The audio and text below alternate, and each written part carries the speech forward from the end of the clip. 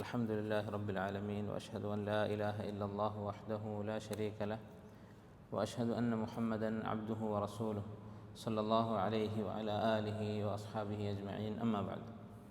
സഹോദരങ്ങളെ, നമ്മൾ സൂറത്തുൽ ലൈലാണ് കഴിഞ്ഞ ക്ലാസ്സിൽ പഠിച്ചത്. അടുത്ത സൂറത്ത് സൂറത്തുൽ ദുഹ. ഈ സൂറത്തും മക്കയിൽ അവതരിച്ച സൂറത്താണ്, ഹിജ്റക്ക് മുമ്പ് അവതരിച്ച സൂറത്താണ്.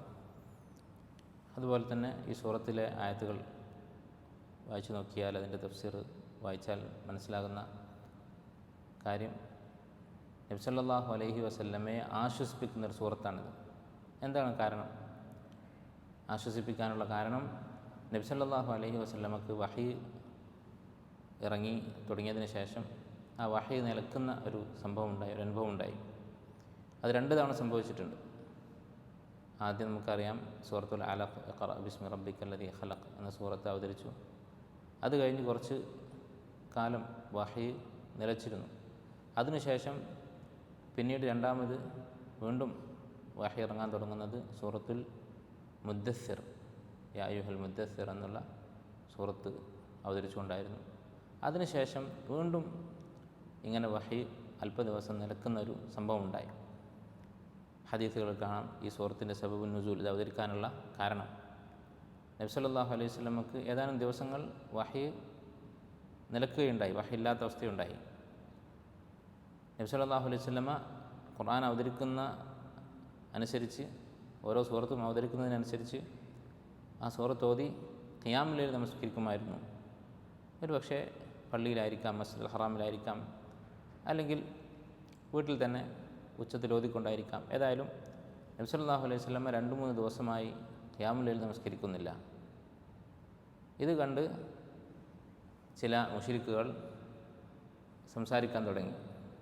അബൂജഹലിൻ്റെ ഭാര്യയായിട്ടുള്ള ഉമ്മു ഹറാം, അബൂ ലഹബിൻ്റെ ഭാര്യയായിട്ടുള്ള ഉമ്മു ജമീൽ ബിൻത് ഹർബ് എന്ന് പറയുന്ന സ്ത്രീ, അവർ നബി സല്ലല്ലാഹു അലൈഹി വസല്ലമയെക്കുറിച്ച് പറഞ്ഞു.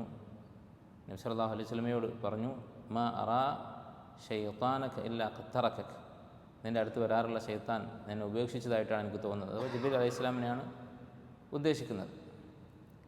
അങ്ങനെ നബി സല്ലല്ലാഹു അലൈഹി വസല്ലമയെ പറ്റി ഈ ആക്ഷേപം പറഞ്ഞപ്പോഴാണ് ഈ സൂറത്ത് അവതരിക്കുന്നത്. അല്ലാഹു തആല നബി സല്ലല്ലാഹു അലൈഹി വസല്ലമയെ ആശ്വസിപ്പിച്ചുകൊണ്ട് സൂറത്തുൽ ദുഹ അവതരിപ്പിച്ചു. ഈ സൂറത്തും കഴിഞ്ഞ പല സൂറത്തുകളും നമ്മൾ കണ്ടതുപോലെ സത്യം ചെയ്തുകൊണ്ടാണ് അല്ലാഹു തആല തുടങ്ങുന്നത്. വദ്ദുഹ, അതുപോലെ വല്ലൈലി ഇദാ സജ, ഈ 2 ആയത്തുകളിലും അള്ളാഹുവിൻ്റെ ഖസമാണ്, സത്യം ചെയ്യുകയാണ്. എന്താണ് അള്ളാഹു സത്യം ചെയ്യാൻ വേണ്ടി പറയുന്ന കാര്യങ്ങൾ? വദ്ദുഹ, ദുഹാ സമയമാണ് സത്യം. ദുഹ എന്ന് പറയുന്നത് നമുക്കറിയാം, ഏകദേശം ഇപ്പോൾ നമ്മളിരിക്കുന്ന ഈ സമയത്തിനാണ് ദുഹ എന്ന് പറയുന്നത്. സൂര്യൻ്റെ ഉദയം കഴിഞ്ഞ് ളുഹർ വരെയുള്ള ആ സമയത്തിനാണ് ദുഹ എന്ന് പറയുക. അത് വളരെ പ്രധാനപ്പെട്ട സമയമാണ്. ആളുകൾ അവരുടെ മഈശത്തിന് വേണ്ടി ഏറ്റവും കൂടുതൽ ഉപയോഗിക്കുന്ന സമയമാണ് ഈ ദുഹാ സമയം എന്ന് പറയുന്നത്. നബി സല്ലല്ലാഹു അലൈഹി വസല്ലമ പ്രാർത്ഥിച്ചിട്ടുള്ളതായി നമ്മൾ മുമ്പ് പറഞ്ഞിട്ടുള്ളതാണ്. അല്ലാഹുമ്മ ബാരിക് ലി ഉമ്മത്തി ഫി ബുകൂരിഹ, രാവിലെ നേരത്തെയുള്ള ഈ സമയം, പ്രഭാത സമയം, ആ സമയത്തിൽ ബറക്കത്ത് ചെയ്യണം എന്ന് നബി സല്ലല്ലാഹു അലൈഹി വസല്ലമ ദുആ ചെയ്തിട്ടുണ്ട്. അതുപോലെ തന്നെ ആളുകൾ തമ്മിൽ കണ്ടുമുട്ടുന്ന സമയമാണ്. മാർക്കറ്റുകളും അതുപോലെ തന്നെ മറ്റ് ഏതൊക്കെ ഇടപാടുകൾ നടക്കുന്ന സ്ഥലങ്ങളുണ്ടോ അതൊക്കെ സജീവമാകുന്ന സമയമാണ് ദുഹ എന്ന് പറയുന്നത്. അള്ളാഹു മുൻഗാമികളായ ചില ഉമ്മത്തുകളെ നശിപ്പിച്ചിട്ടുണ്ട് ഈ സമയത്ത്, ദുഹാ സമയത്ത്. അപ്പോൾ ഈ സമയമാണ് ഒന്നാമത് സത്യം ചെയ്ത് പറയുന്നത്. രണ്ടാമത്തേത് വല്ലൈലി ഇദാ സജ, രാത്രിയാണ് സത്യം. രാത്രിയുടെ പ്രത്യേകത നമുക്കറിയാം. രാത്രി മനുഷ്യർക്ക് വിശ്രമിക്കാൻ വേണ്ടി അല്ലാഹു സുബ്ഹാനഹു വ തആല സൃഷ്ടിച്ചിട്ടുള്ളതാണ്. അത് മനുഷ്യർക്ക് അനിവാര്യമായ കാര്യമാണ്, വിശ്രമം എന്നുള്ളത്. അവരുടെ പകൽ സമയത്ത് അധ്വാനത്തിന് രാത്രി അവർ വിശ്രമിക്കേണ്ടതുണ്ട്. അപ്പം അതും അള്ളാഹുവിൻ്റെ വലിയൊരു നിഅമത്താണ്.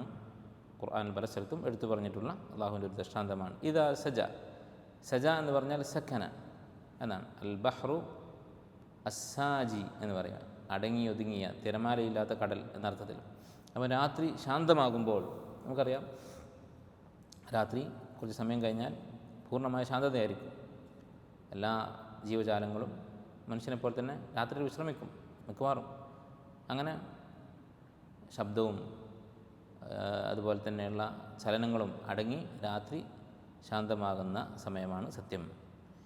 ഈ 2 കാര്യങ്ങളടുത്ത് സത്യം ചെയ്തിട്ടാണ് അല്ലാഹു തആല ഈ സൂറത്തിൻ്റെ പ്രധാനപ്പെട്ട വിഷയം പറയുന്നത്.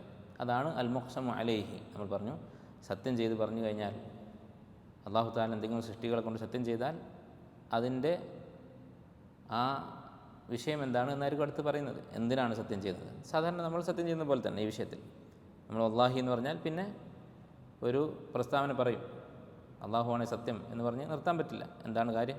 അതാണ് അൽ മുഖ്സമു അലൈഹി അല്ലെങ്കിൽ ജവാബുൽ ഖസം. ജവാബുൽ ഖസം എന്താണ്? മാ വദ്ദഅക റബ്ബുക വമാ ഖലാ. നിൻ്റെ റബ്ബ് നിന്നെ കൈവിട്ടിട്ടില്ല, അവൻ നിന്നെ വെറുത്തിട്ടുമില്ല. വദ്ദഅ എന്ന് പറഞ്ഞാൽ സാധാരണ യാത്ര അയക്കുന്നതിനൊക്കെ വദ്ദഅ എന്ന് പറയും.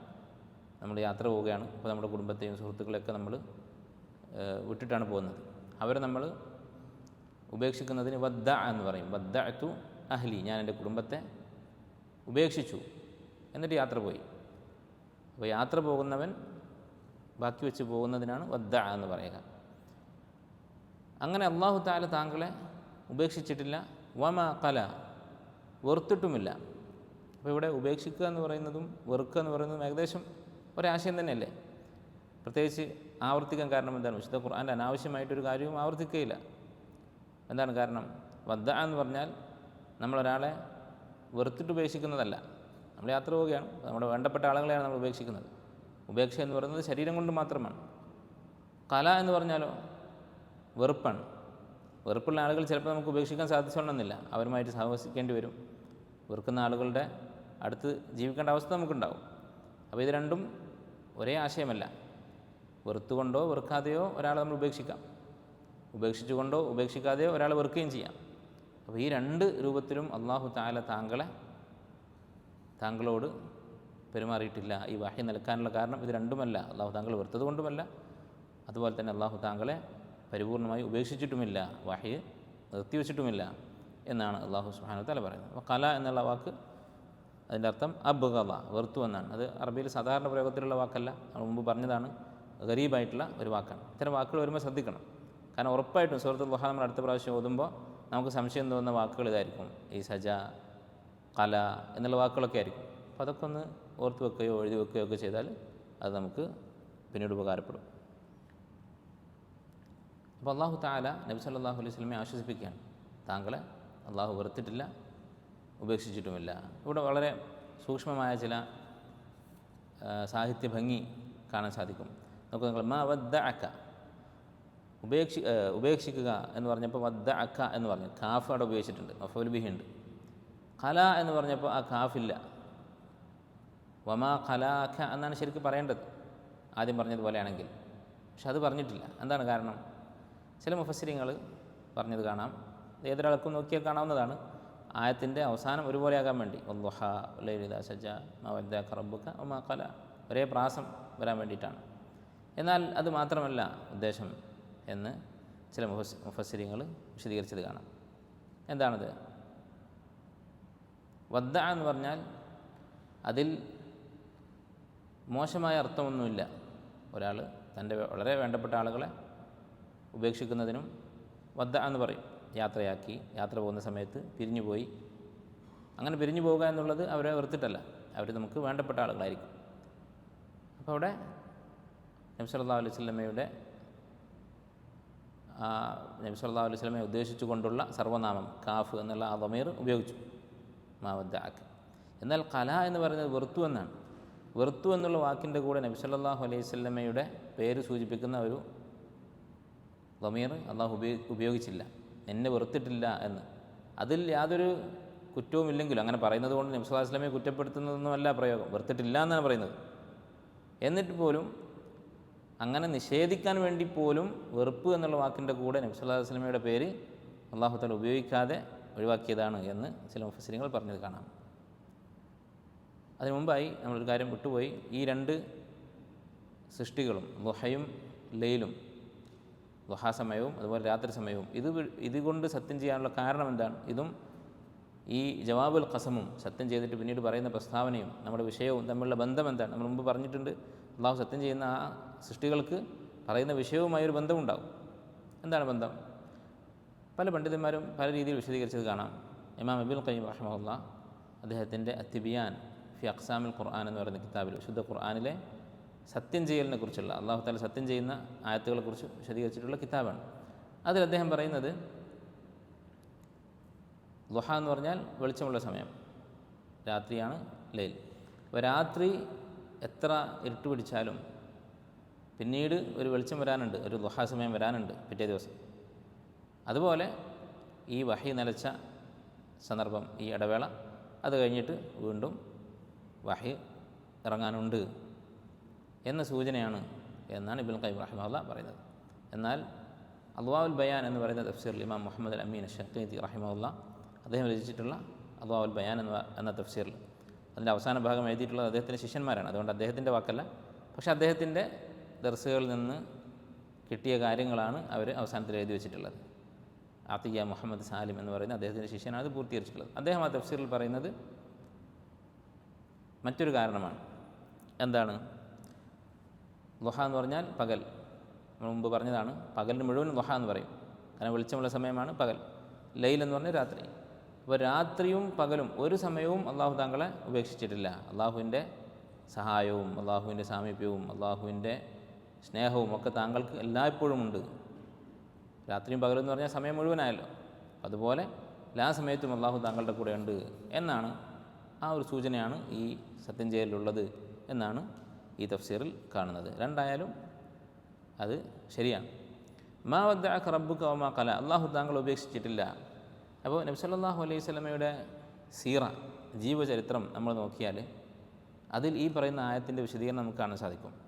അല്ല, ഈ ഒരു ചെറിയ ആയത്ത് മാ വദ്ദഅക റബ്ബുക വമാ ഖല എന്ന് പറയുന്ന സൂറത്തുൽ ദുഹയിലെ ഈ 3-ാമത്തെ ആയത്ത്, ഇതാണ് യഥാർത്ഥത്തിൽ, ഇതിൻ്റെ തഫ്സീറാണ് യഥാർത്ഥത്തിൽ നബി സല്ലല്ലാഹു അലൈഹി വസല്ലമയുടെ സീറ മുഴുവൻ. അല്ലെ, സീറയുടെ വിഷയത്തിൽ എഴുതിയ ഒരുപാട് കിതാബുകളുണ്ട്, ചെറുതും വലുതുമായിട്ട്. ചെറിയ 100 വരികൾ മാത്രമുള്ള കവിത മുതൽ 10-20 വോള്യങ്ങളുള്ള വലിയ കിതാബുകളുണ്ട് നബി സല്ലല്ലാഹു അലൈഹി വസല്ലമയുടെ ജീവചരിത്രം പരിപൂർണമായി രേഖപ്പെടുത്തിയത്. മറ്റൊരു മനുഷ്യൻ്റെയും ചരിത്രം അതിന് മുമ്പോ ശേഷമോ ഇത്രയും വിശദാംശങ്ങളോടുകൂടി രേഖപ്പെടുത്തപ്പെട്ടിട്ടില്ല.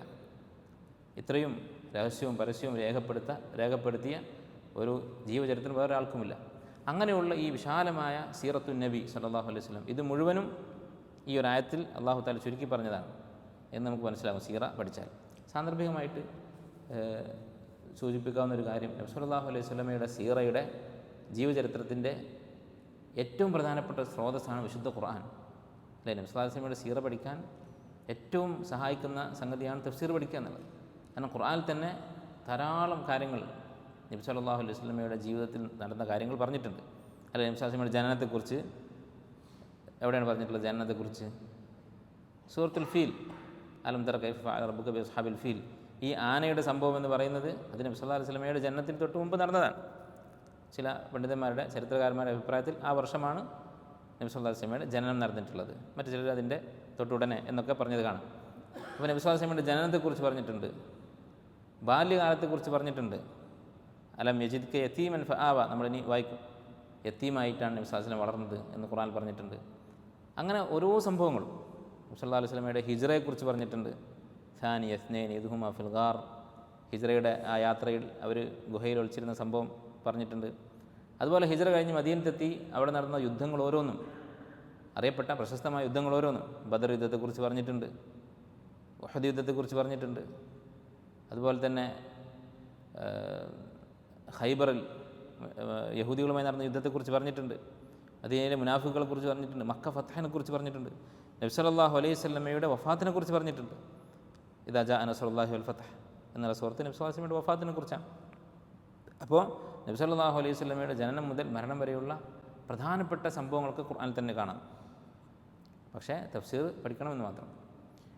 അപ്പോൾ സാന്ദർഭികമായി സൂചിപ്പിച്ചതാണ്. ഈ ആയത്തിൻ്റെ വിശദീകരണമാണ് യഥാർത്ഥത്തിൽ നബി സല്ലല്ലാഹു അലൈഹി വസല്ലമയുടെ പരിശുദ്ധമായ സീറ മുഴുവനും എന്ന് പറയാൻ സാധിക്കും. നിങ്ങൾ ആലോചിച്ച് നോക്കൂ, അള്ളാഹു അവിടുത്തെ കൈവിട്ടിട്ടില്ല. ഓരോ സന്ദർഭത്തിലും അല്ല, ജനിക്കുമ്പോൾ നബി സല്ലല്ലാഹു അലൈഹി വസല്ലം യതീമായിട്ടാണ് ജനിക്കുന്നത്. യതീം എന്ന് പറഞ്ഞാൽ അനാഥത്വത്തിൻ്റെ ഏറ്റവും പൂർണ്ണമായ അവസ്ഥ, അഥവാ ജനിക്കുന്നതിന് മുമ്പ് തന്നെ ഒപ്പം മരിച്ചു. അല്ലെ, യതീമുകൾ പലതരത്തിലുണ്ടാവും. കുട്ടി ചെറുതാവുമ്പോൾ ഒപ്പം മരിച്ചിട്ടുണ്ടാവും, ചിലപ്പോൾ 10 വയസ്സായപ്പോൾ ഒപ്പം മരിച്ചിട്ടുണ്ടാവും. ഇത് ഉപ്പാനെ കണ്ടിട്ടേയില്ല, പരിപൂർണമായ അനാഥത്വം. അതും 6 വയസ്സായപ്പോൾ ഉമ്മയും മരിച്ചു. അല്ലെ, അതുവരെ ഉമ്മ സംരക്ഷിക്കാനുണ്ടായിരുന്നു, ഉമ്മയും മരിച്ചു. സ്വാഭാവികമായിട്ടും ഒരു കുട്ടി പാഴായി പോകുന്ന, അവന് ആരുമില്ലാതെ ഒറ്റപ്പെട്ടു പോകുന്ന അവസ്ഥയാണ്. പക്ഷെ അല്ലാഹു തആല അദ്ദേഹത്തിൻ്റെ പിതാമഹനെ നബി സല്ലല്ലാഹു അലൈഹി വസല്ലമയുടെ സംരക്ഷകനായി നിശ്ചയിച്ചു. അള്ളാഹുവിൻ്റെ ഖദർ പ്രകാരം അബ്ദുൽ മുത്തലിബ് നബി സല്ലല്ലാഹു അലൈഹി വസല്ലമയെ സംരക്ഷിച്ചു. എത്രത്തോളം എന്ന് വെച്ചാൽ ഉമ്മ സംരക്ഷിക്കുന്നതിനേക്കാൾ കൂടുതലായിട്ട്. ചരിത്രത്തിൽ കാണാം, അബ്ദുൽ മുത്തലിബ് മക്കയിലെ വലിയ പ്രമാണിയായിരുന്നു. മസ്ജിദുൽ ഹറാമിൻ്റെ സംരക്ഷകനും ഖുറൈശികളുടെ വലിയ നേതാവുമായിരുന്നു. അദ്ദേഹത്തിൻ്റെ ഒരു മുസല്ല ഉണ്ടായിരുന്നു. അദ്ദേഹം ഇരിക്കുന്ന ഒരു വിരിപ്പുണ്ടായിരുന്നു കാബയുടെ മുന്നിൽ. ആ വിരിപ്പിൽ ഒരാളും ഇരിക്കുമായിരുന്നില്ല. അവിടെ ഈ കുട്ടി മുഹമ്മദ് എന്ന് പറയുന്ന കുട്ടി സല്ലല്ലാഹു അലൈഹി വസല്ലം അദ്ദേഹം ഇരിക്കുമായിരുന്നു. അപ്പോൾ ആളുകൾ അദ്ദേഹത്തെ തടയും. കാരണം ഒരു ചെറിയ കുട്ടി പോലും അവിടെ ഇരിക്കുന്നത് അദ്ദേഹത്തിന് ഇഷ്ടമല്ല. അത്രയും വലിയ നേതാവാണ്. അപ്പോൾ നിങ്ങൾ ആലോചിച്ച് നോക്കുക, ഇന്നത്തെ ഒരു പ്രസിഡൻറ്റോ അല്ലെങ്കിൽ ഒരു രാജാവോ ഒരു അമീറോ അവരിരിക്കുന്ന സീറ്റിൽ വേറെ ആരും കയറി ഇരിക്കുകയില്ല. അവർ കുട്ടികളാണെങ്കിൽ പോലും മക്കളാണെങ്കിൽ പോലും. അങ്ങനെ തടഞ്ഞാൽ അബ്ദുൽ മുത്തലിബ് അവരെ തടയുമായിരുന്നു. തടയുന്ന ആളുകളോട് അദ്ദേഹം വിലക്കുമായിരുന്നു. അദ്ദേഹം പറയും, ദഊഹു ഫഇന്ന വലദി ഹാദാ ലഹു ശഅന, അവനെ നിങ്ങൾ വിട്ടേക്കുക, അവനവിടെ ഇരുന്നോട്ടെ, കാരണം ഇവന് ഒരു ഭാവിയുണ്ട് എന്ന് ഞാൻ പ്രതീക്ഷിക്കുന്നു. നബി സല്ലല്ലാഹു അലൈഹി വസല്ലമയുടെ സ്വഭാവം ചെറുപ്പം മുതലേ അവിടുത്തെ സ്വഭാവവും അവിടുത്തെ ലക്ഷണവും കണ്ട് അദ്ദേഹം അങ്ങനെ പറയുമായിരുന്നു. അങ്ങനെ ഈ അബ്ദുൽ മുത്തലിബ് അദ്ദേഹത്തെ സംരക്ഷിച്ചു, സ്വന്തം മക്കളെപ്പോലെ സംരക്ഷിച്ചു. പക്ഷേ 2 വർഷം കഴിഞ്ഞപ്പോൾ അബ്ദുൽ മുത്തലിബ് മരിച്ചു. അപ്പോൾ സ്വാഭാവികമായും വീണ്ടും പ്രയാസത്തിലേക്കാണ് പോകുന്നത്. പക്ഷേ അബൂ താലിബ് അദ്ദേഹം നബി സല്ലല്ലാഹു അലൈഹി വസല്ലമയെ സംരക്ഷിച്ചു. പിതൃവ്യനായ അബൂ താലിബ് അദ്ദേഹവും ഈ പിതാമഹനേക്കാളും കൂടുതൽ സംരക്ഷിക്കുകയാണ് ചെയ്യുന്നത്. അല്ല, കൂടുതൽ അനാഥത്വത്തിലേക്കും കൂടുതൽ കഷ്ടപ്പാടിലേക്കും പോകും എന്ന് പ്രതീക്ഷിക്കുന്ന സന്ദർഭത്തിൽ നേരെ വിപരീതമാണ് സംഭവിക്കുന്നത്. മുമ്പുണ്ടായിരുന്ന സംരക്ഷകനേക്കാൾ വലിയ സംരക്ഷകനാണ് പിന്നെ വരുന്നത്. അബൂ താലിബ് നബി സല്ലല്ലാഹു അലൈഹി വസല്ലമയെ സംരക്ഷിച്ചതിൻ്റെ പേര് ധാരാളം പ്രയാസങ്ങൾ നേരിട്ടു. അബ്ദുൽ മുത്തലിബിന് പ്രയാസമൊന്നും ഉണ്ടായിട്ടില്ല, കാരണം വഹി ഇറങ്ങിയിട്ടില്ല. എന്നാൽ അബൂ താലിബിന് മുഹമ്മദ് നബി സല്ലല്ലാഹു അലൈഹി വസല്ലമയുടെ ദഅവത്ത് കാരണം നബി സല്ലല്ലാഹു അലൈഹി വസല്ലമയ്ക്ക് എന്തൊക്കെ പ്രയാസമുണ്ടോ അതൊക്കെ അബൂ താലിബും സഹിക്കേണ്ടി വന്നു. 2 വർഷം പട്ടിണി കിട്ടപ്പോൾ കൂടെ പട്ടിണി എടുക്കേണ്ടി വന്നു. ഇങ്ങനെയുള്ള പ്രയാസങ്ങളൊക്കെ സഹിക്കേണ്ടി വന്നു. അദ്ദേഹത്തിൻ്റെ സ്ഥാനം നഷ്ടപ്പെട്ടു. ഖുറൈശികൾക്കിടയിൽ അബ്ദുൽ മുത്തലിബിൻ്റെ പിൻഗാമിയാവേണ്ടതായിരുന്നു. പക്ഷേ മുഹമ്മദ് നബി സല്ലല്ലാഹു അലൈഹി വസല്ലമയെ പിന്തുണച്ചതിൻ്റെ പേരിൽ ആ സ്ഥാനമൊക്കെ നഷ്ടപ്പെട്ടു. അദ്ദേഹം പറഞ്ഞൊരു കവിത കാണാം നബി സല്ലല്ലാഹു അലൈഹി വസല്ലമയെക്കുറിച്ച്. വല്ലാഹി ലൻ യസിലു ഇലൈക ബിജംഇഹിം ഹത്താ ഉവസ്സദ ഫി തുറാബി ദഫീന, അള്ളാഹുവാണ് സത്യം, താങ്കളെ ഉപദ്രവിക്കാൻ അവർക്ക് സാധിക്കുകയില്ല ഞാൻ ഖബറടക്കപ്പെടുന്നത് വരെ, ഞാൻ മണ്ണിൽ മയ്യത്തായി കിടക്കുന്നത് വരെ എന്ന് അദ്ദേഹം പറയുമായിരുന്നു. അങ്ങനെ ഒരുപാട് ത്യാഗങ്ങൾ നബി സല്ലല്ലാഹു അലൈഹി വസല്ലമയ്ക്ക് വേണ്ടി അദ്ദേഹം ചെയ്തു. എത്രത്തോളം എന്ന് വെച്ചാൽ ഇബ്നു ഹിഷാം അദ്ദേഹത്തിൻ്റെ സീറയിൽ പറയുന്നത് കാണാം, അബൂ താലിബ് രാത്രി ഉറങ്ങാൻ കിടക്കുന്ന സമയത്ത് അദ്ദേഹത്തിൻ്റെ മക്കളെയൊക്കെ നിരത്തി കിടത്തും. അദ്ദേഹത്തിൻ്റെ മക്കളും അറിയപ്പെട്ട സഹാബത്താണ്. ആരൊക്കെയാണ്? അലി ഇബ്നു അബി താലിബ്, അതുപോലെ ജാഫർ ഇബ്നു അബി താലിബ്, ഇങ്ങനെയുള്ള മക്കളെയൊക്കെ ഒരു ഭാഗത്ത് കിടത്തും. അതിൻ്റെ കൂടെ മുഹമ്മദ് നബി സല്ലല്ലാഹു അലൈഹി വസല്ലമയെ കിടത്തും. എന്നിട്ട് കുറച്ച് കഴിഞ്ഞ് വന്നിട്ട് എന്ത് ചെയ്യും? തൻ്റെ മക്കളെ ആരെങ്കിലും ഒരാൾ വിളിച്ചുണർത്തിയിട്ട് മുഹമ്മദ് നബി സല്ലല്ലാഹു അലൈഹി വസല്ലം കിടക്കുന്ന ആ വിരിപ്പിൽ കൊണ്ടുപോയി കിടത്തി അദ്ദേഹത്തെ ആ മകൻ്റെ സ്ഥാനത്ത് കിടത്തും. എന്തിനാണ്? ആരെങ്കിലും നബിയെ ഉറക്കത്തിൽ വന്ന് കൊല്ലാൻ വിചാരിച്ചിട്ടുണ്ടെങ്കിൽ അതിന് പകരം ഈ മകനെ കൊല്ലാൻ വേണ്ടി, സ്വന്തം മകനെ കൊന്നാലും നബി സല്ലല്ലാഹു അലൈഹി വസല്ലമയെ സംരക്ഷിക്കണം എന്ന അത്രയും ഹുബ്ബായിരുന്നു, അത്രയും സ്നേഹമായിരുന്നു നബി സല്ലല്ലാഹു അലൈഹി വസല്ലമയോട് അബൂ താലിബിന്. അതുപോലെ അദ്ദേഹത്തിൻ്റെ യാത്രകൾ കൂടെ കൂട്ടുമായിരുന്നു. യാത്രയെന്ന് പറഞ്ഞാൽ വിദേശത്തേക്ക് വരെ, ഷാമിലേക്ക് പോയപ്പോൾ വരെ കൂടെ കൂട്ടിയിട്ടുണ്ട്. ഇന്ന് പോലും ഇത്രയും യാത്രയൊക്കെ എളുപ്പമായിട്ട് പോലും നമ്മൾ ഒരു വിദേശ യാത്രക്ക് 10-15 വയസ്സുള്ളൊരു മകനെ കൂടെ കൊണ്ടുപോവുക, കച്ചവടത്തിന് വേണ്ടി വിദേശ രാജ്യത്തേക്ക് പോകുമ്പോൾ കൂടെ കൊണ്ടുപോകുക എന്ന് പറയുന്നത് വലിയൊരു പരിഗണനയാണ്. അത് സ്വന്തം മക്കൾക്ക് അദ്ദേഹം കൊടുത്തിട്ടില്ല, സ്വന്തം മക്കളെ കൊണ്ടുപോകാറില്ല. അതും പണ്ടത്തെ കാലത്താണ്, വളരെ പ്രയാസകരമായ യാത്രയാണ്. അപ്പോൾ നബി സല്ലല്ലാഹു അലൈഹി വസല്ലമയെ കൂടെ കൂട്ടുമായിരുന്നു. ചുരുക്കം പറഞ്ഞാൽ അല്ലാഹു തആല അദ്ദേഹത്തിന് നബി സല്ലല്ലാഹു അലൈഹി വസല്ലമക്ക് ഓരോ ഘട്ടത്തിലും സംരക്ഷകന്മാരെ ഏർപ്പാടാക്കിക്കൊണ്ടിരുന്നു. അതാണ് മാ വദ്ദഅക റബ്ബുക വമാ ഖല. ഇനി അബൂ താലിബ് മരിച്ചപ്പോഴോ? എപ്പോഴാണ് അബൂ താലിബ് മരിക്കുന്നത്? ഹിജ്റക്ക് തൊട്ട് മുമ്പ്. അബൂ താലിബ് മരിച്ചതിന് ശേഷം നബി സല്ലല്ലാഹു അലൈഹി വസല്ലമക്ക് വലിയ പ്രയാസമായിരുന്നു. അതോട് അനുബന്ധിച്ച് അതിൻ്റെ തൊട്ടുടനെ ഹിജ്റയുണ്ടായി. ഹിജ്റ പോയപ്പോഴോ? അതിലും വലിയ സംരക്ഷകന്മാരാണ് അൻസാരികൾ. അവരെന്താണ് പറഞ്ഞത്? നംനഉക മിമ്മ നംനഉ മിൻഹു നിസാഅന വഅത്ഫാലന, ഞങ്ങളുടെ ഭാര്യമാരെയും മക്കളെയും ഞങ്ങൾ എങ്ങനെ സംരക്ഷിക്കുമോ അതുപോലെ താങ്കളെ സംരക്ഷിക്കാം എന്ന് പറഞ്ഞിട്ടാണ് അവർ കൊണ്ടുപോകുന്നത്. എന്നിട്ട് യുദ്ധമുണ്ടാകുന്ന സമയത്ത് ചില അഭിപ്രായ വ്യത്യാസമുണ്ടായി. ബദർ യുദ്ധത്തിന് വേണ്ടി പുറപ്പെടണോ വേണ്ടേ? അപ്പോൾ അൻസാരികൾ പറഞ്ഞത്, താങ്കൾ കടലിലേക്ക് ഞങ്ങളെ കൊണ്ടുപോയാൽ, എല്ലാവർക്കും പോയി കടലിലേക്ക് ചാടാം എന്ന് പറഞ്ഞിട്ട് പോയാൽ ഞങ്ങൾ താങ്കളുടെ പിറകിലുണ്ടാകും എന്ന് പറഞ്ഞു. മൂസാ നബി അലൈഹി സ്വലാമിനോട് യഹൂദികൾ പറഞ്ഞതുപോലെ ഇദ്ഹബ് അൻത വറബ്ബുക ഫഖാതില എന്ന് ഞങ്ങൾ പറയുകയില്ല, എന്നൊക്കെ പറഞ്ഞ് സ്വന്തം ജീവൻ നബി സല്ലല്ലാഹു അലൈഹി വസല്ലമക്ക് വേണ്ടി ത്യജിക്കാൻ തയ്യാറായ അൻസാറുകളാണ് പിന്നീട് അദ്ദേഹത്തിന് സംരക്ഷകരായിട്ട് കിട്ടിയത്. അപ്പോൾ അതാണ് ഈ ആയത്തിൻ്റെ ആശയം. വമാ വദ്ദഅക റബ്ബുക വമാ ഖലാ വലൽ ആഖിറതു ഖൈറുൽ ലക മിനൽ ഊലാ. ആഖിറത്താണ് നിനക്ക് ദുനിയാവിനേക്കാൾ നല്ലത്. നമുക്കറിയാം ആഖിറത്താണ് ദുനിയാവിനേക്കാൾ എല്ലാവർക്കും നല്ലത്, സംശയമില്ല. അപ്പോൾ ഈ ആയത്ത് സുഹുദ് ഉണ്ടാവാൻ പ്രോത്സാഹിപ്പിക്കുന്ന ആയത്താണ്, അല്ലെ ദുനിയാവിനോട് വിരക്തി ഉണ്ടാക്കുന്ന ആയത്താണ്. നമ്മൾ സ്വന്തം യുക്തി ഉപയോഗിച്ച് നമ്മുടെ കോമൺ സെൻസ് ഉപയോഗിച്ച് ചിന്തിച്ചാൽ മതി. നമുക്ക് രണ്ട് വസ്തുക്കൾ നമ്മുടെ മുന്നിലുണ്ട്. ഒന്ന് വില കുറഞ്ഞതാണ്, ഒന്ന് വില കൂടിയതാണ്. നമ്മൾ വില കൂടിയത് തിരഞ്ഞെടുക്കും.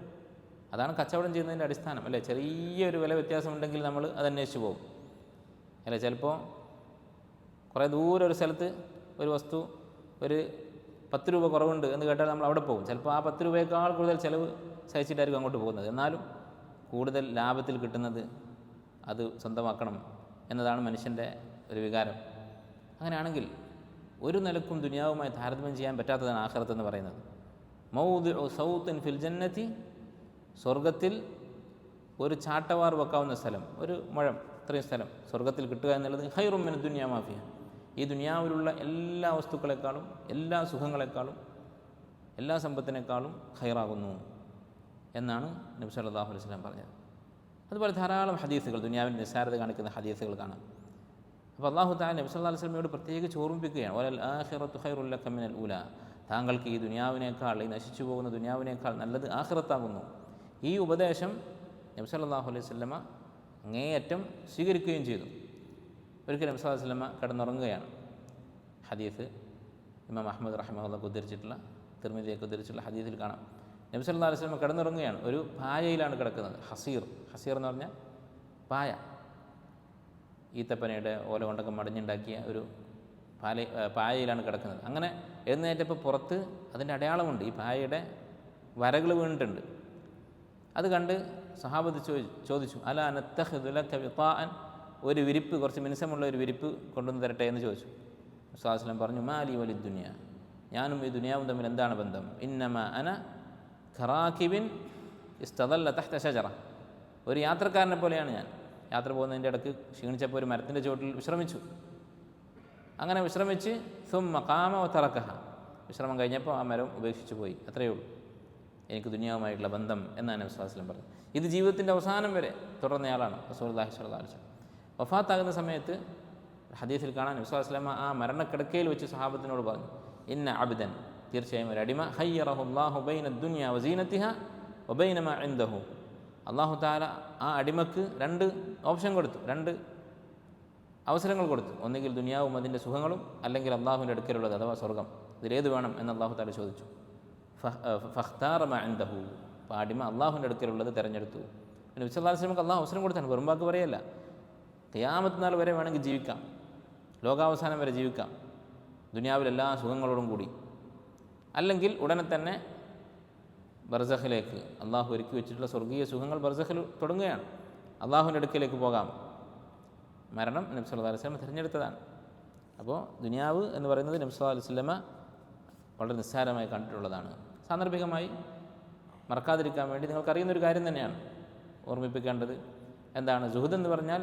ദുനിയാവ് ഇല്ലാതിരിക്കുക, ദരിദ്രനാവുക എന്നുള്ളതല്ല, സമ്പത്തിനോട് ആർത്തി ഇല്ലാതിരിക്കുക എന്നുള്ളതാണ്.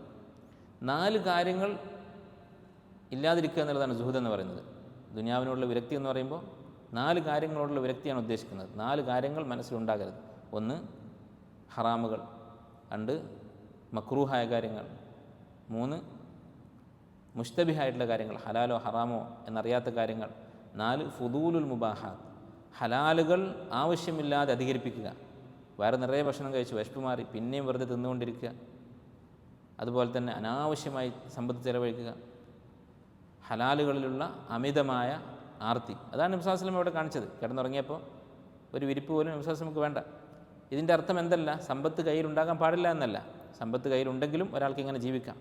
നേരെ മറിച്ച് ചില പണ്ഡിതന്മാർ പറഞ്ഞിട്ടുള്ളത്, ദാരിദ്ര്യം ചിലപ്പോൾ സുഹുദിന് വിരുദ്ധമാകും. ദാരിദ്ര്യം എന്നുള്ളത് സുഹുദ് ഇല്ലാതെയാക്കും. ഒരാളുടെ ദാരിദ്ര്യം പരിധി വിട്ട് കഴിഞ്ഞാൽ അയാൾക്ക് ദുനിയാവിനോട് ആർത്തി കൂടും. കാരണം എന്താണ്? മനുഷ്യൻ്റെ പ്രകൃതമാണ് അവൻ്റെ കയ്യിലില്ലാത്തത് എന്താണോ അതിനോട് ആഗ്രഹം തോന്നുക എന്നുള്ളത്. എന്തെങ്കിലും ഒരു കാര്യം നമ്മോട് വിലക്കിയാൽ അങ്ങനെയാണല്ലോ, ഒരു കാര്യം ചെയ്യരുതെന്ന് പറഞ്ഞാൽ അത് ചെയ്യാനാണ് മനുഷ്യന് തോന്നുക. അങ്ങനെ നമ്മുടെ കയ്യിൽ സമ്പത്തില്ല എന്നുള്ള അവസ്ഥ വന്നാൽ, സമ്പത്ത് പൂർണ്ണമായും തടയപ്പെട്ടാൽ നമുക്ക് സമ്പത്തിനോടുള്ള ആർത്തി കൂടും. എന്നാൽ സമ്പത്ത് കയ്യിലുണ്ടെങ്കിലോ അതിനോടുള്ള ആർത്തി അത്രയും ഉണ്ടാവുകയില്ല. ഇമാം ഇബ്നുൽ ജൗസി റഹ്മത്തുള്ളാഹി അങ്ങനെയുള്ള പല പണ്ഡിതന്മാരും പറഞ്ഞിട്ടുള്ളൊരു കാര്യമാണിത്.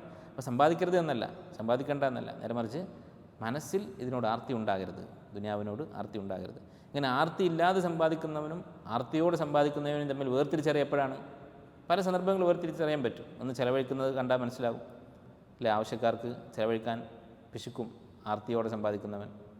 അള്ളാഹുവിൻ്റെ മാർഗ്ഗത്തിൽ ചിലവഴിക്കേണ്ട സന്ദർഭങ്ങളിൽ സ്വന്തം കുടുംബത്തിനാണെങ്കിലും ആവശ്യക്കാർക്കാണെങ്കിലും അവിടെ ആർത്തി പിടിച്ച് ദുനിയാവിൻ്റെ പിന്നാലെ പോകുന്നവൻ പിശുക്കനായിരിക്കും, സ്വതക്ക ചെയ്യുന്നതിൽ പിന്നിലായിരിക്കും.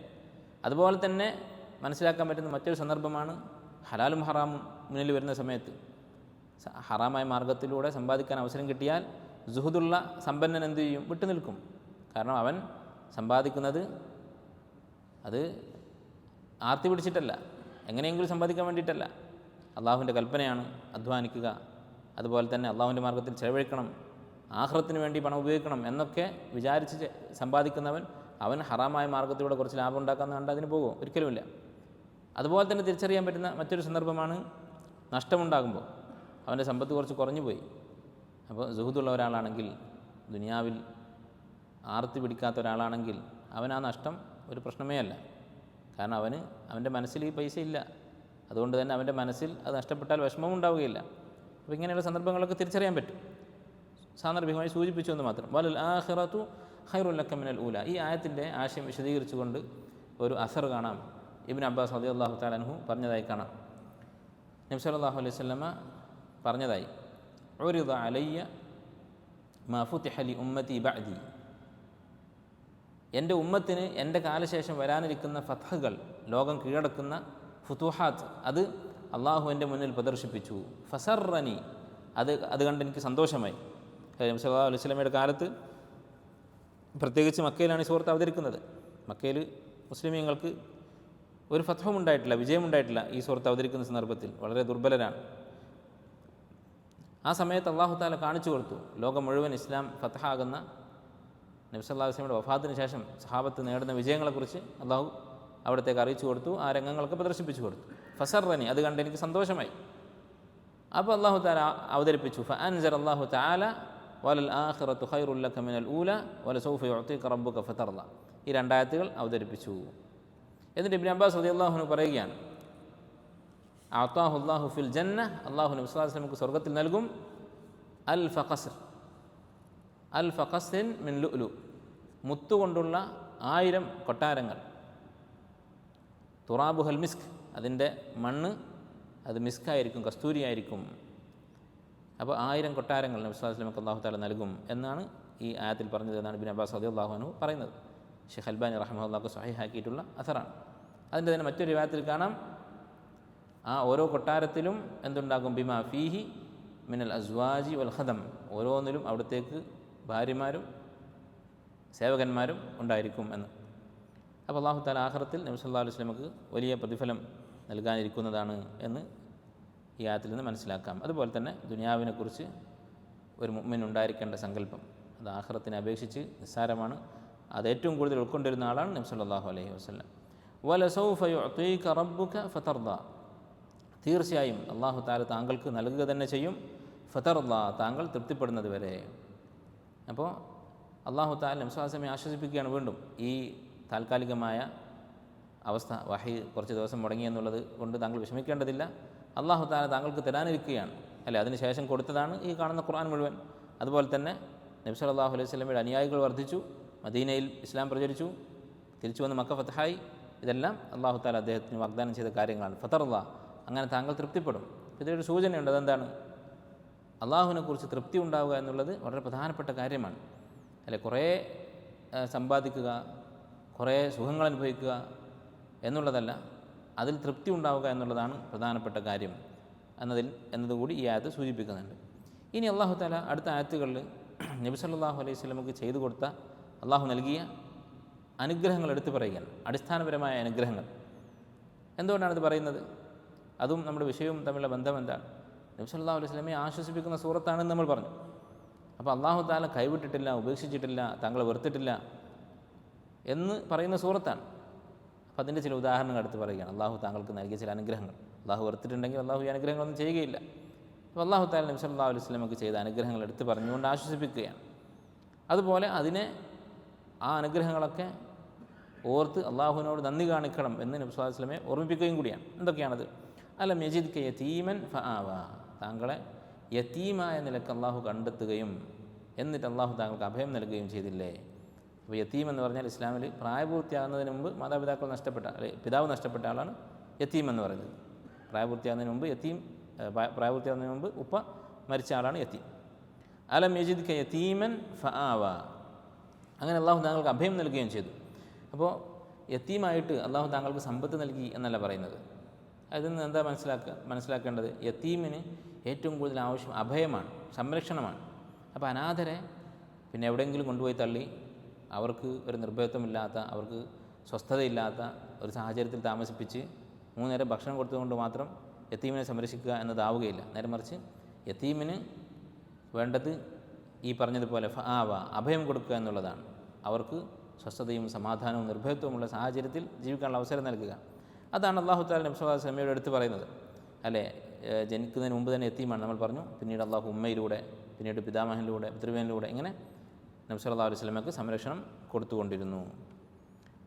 വവജദക ضالൻ, താങ്കളെ ضالായിട്ട് അല്ലാഹു കണ്ടെത്തി. താങ്കൾ ضالായിരുന്നു. ഫഹദ, അല്ലാഹു താങ്കൾക്ക് ഹിദായത്ത് നൽകി. അപ്പോൾ ഇവിടെ ഒരു ചോദ്യം തോന്നാൻ സാധ്യതയുണ്ട് നമ്മുടെ മനസ്സിൽ.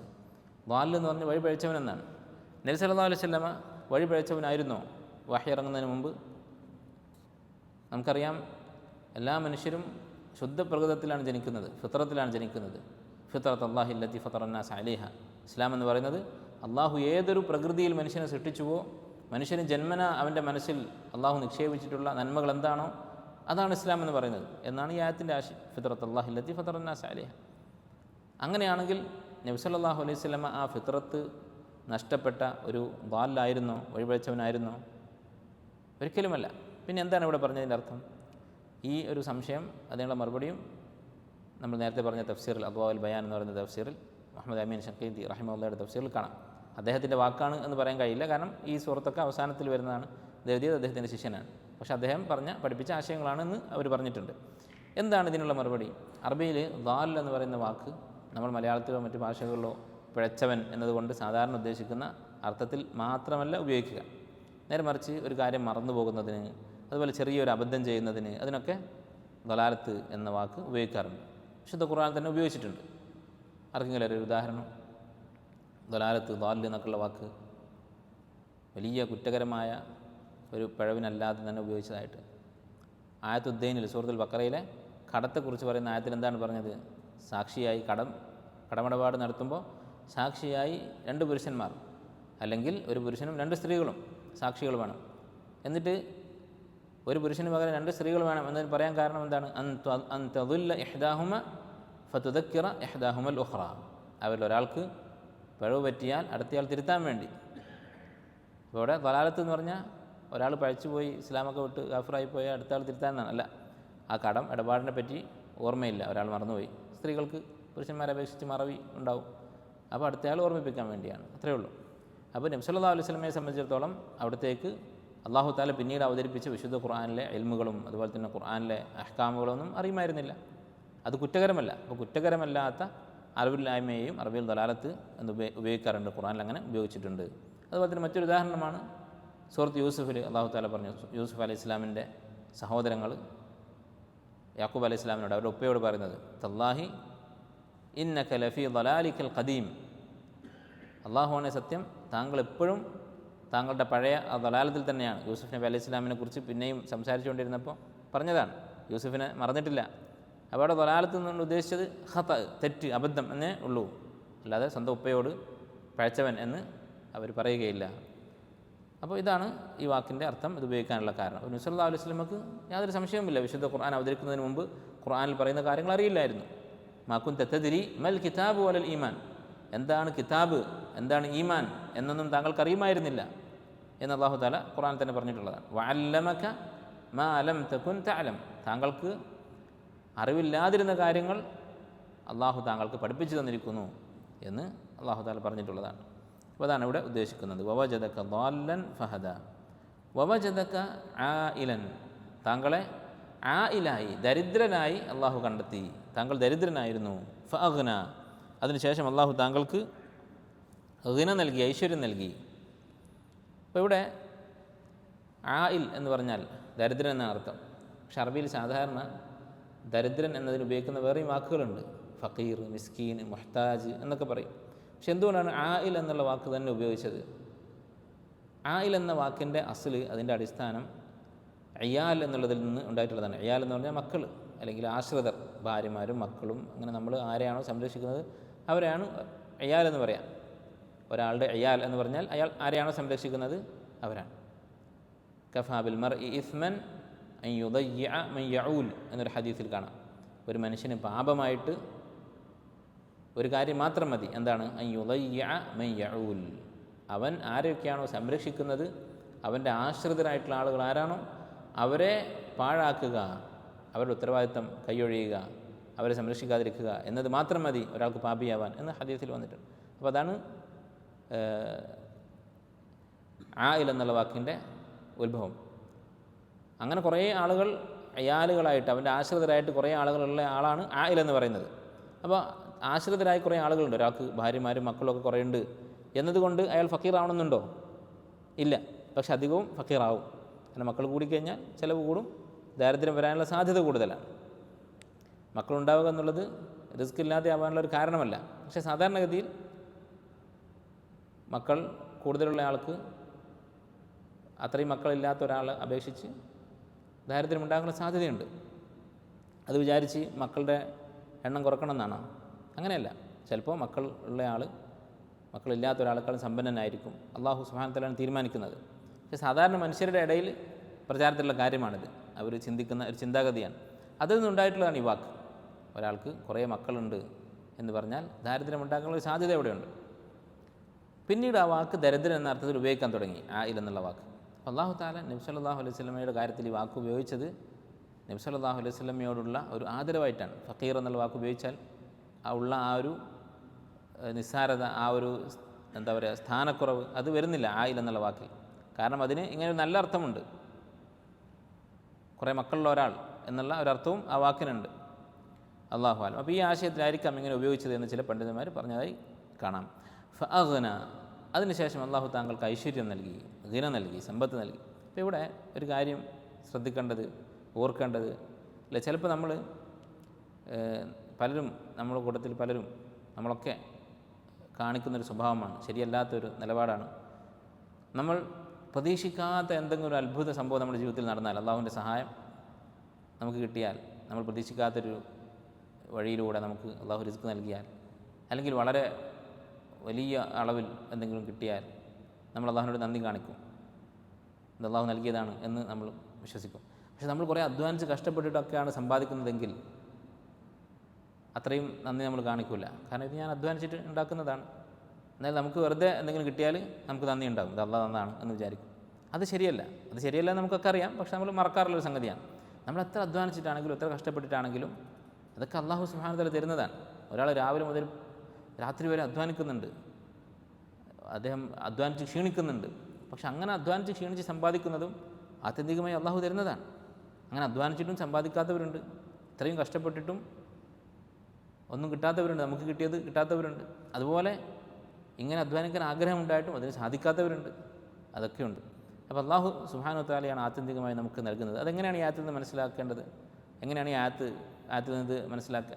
നബി സല്ലല്ലാഹു അലൈഹി വസല്ലമയുടെ ജീവിതം, ചരിത്രം നോക്കിയാൽ മതി. അള്ളാഹു താങ്കൾക്ക് ഐശ്വര്യം നൽകിയെന്ന് പറയുമ്പോൾ നബി സല്ലല്ലാഹു അലൈഹി വസല്ലമയ്ക്ക് എങ്ങനെ ഐശ്വര്യം കിട്ടിയത്? നിധി കിട്ടിയതാണോ നബി സല്ലല്ലാഹു അലൈഹി വസല്ലമയ്ക്ക്? അല്ല. നബി സല്ലല്ലാഹു അലൈഹി വസല്ലമ ഓരോ സന്ദർഭത്തിലും ചെറിയ കുട്ടിയായത് മുതൽ അധ്വാനിക്കുന്നുണ്ടായിരുന്നു. വഇന്നി കുന്തു അർഅൽ ഗനം അലാ ഖറാറീത ലി അഹ്ലി മക്ക. മക്കയിലെ ആളുകൾക്ക് ഖീറാത്ത് എന്ന് പറഞ്ഞാൽ ചെറിയ ഒരു ദിർഹമിൻ്റെ താഴെയുള്ള സംഖ്യക്കാണ് ഖീറാത്ത് എന്ന് പറയുക. അപ്പോൾ ചെറിയ നാണയത്തൊട്ടുകൾക്ക് വേണ്ടി, നിസ്സാരമായ ചില്ലറ പൈസക്ക് വേണ്ടി ആട് മേയ്ക്കുമായിരുന്നു എന്നാണ് നബി സല്ലല്ലാഹു അലൈഹി വസല്ലം പറഞ്ഞത്. അപ്പോൾ ആട് മേയ്ച്ച് നടന്നിട്ടുണ്ട് ചെറുപ്പത്തിൽ. അതുപോലെ പിന്നീട് ഖദീജ റളിയല്ലാഹു അൻഹയുടെ ജോലിക്കാരനായി കച്ചവടം ചെയ്യാൻ വേണ്ടി യാത്ര ചെയ്തിട്ടുണ്ട്, ഇന്നത്തെ നമ്മുടെ ഭാഷയിൽ പറഞ്ഞാൽ പ്രവാസിയായി ജീവിച്ചിട്ടുണ്ട്, ഷാമിൽ പോയിട്ട് കച്ചവടം ചെയ്തിട്ടുണ്ട്. അതുപോലെ തന്നെ പിന്നീട് മദീനയിൽ പോയതിന് ശേഷം നബി സല്ലല്ലാഹു അലൈഹി വസല്ലമയുടെ തൊഴിലെന്തായിരുന്നു? ജിഹാദായിരുന്നു, യുദ്ധമായിരുന്നു, അള്ളാഹുവിൻ്റെ മാർഗ്ഗത്തിലുള്ള യുദ്ധം. അതിന് ചിലർ അധ്വാനമല്ല, ആ യുദ്ധത്തിൽ കിട്ടുന്ന ഗനീമത്തായിരുന്നു നബി സല്ലല്ലാഹു അലൈഹി വസല്ലമയുടെ റിസ്ക്, നബി സല്ലല്ലാഹു അലൈഹി വസല്ലമയുടെ വരുമാനം എന്ന് പറയുന്നത്. അത് ജീവൻ പണയം വെച്ചുകൊണ്ടുള്ള ജോലിയാണ് അള്ളാഹുവിൻ്റെ മാർഗ്ഗത്തിലുള്ള ജിഹാദ് എന്ന് പറയുന്നത്.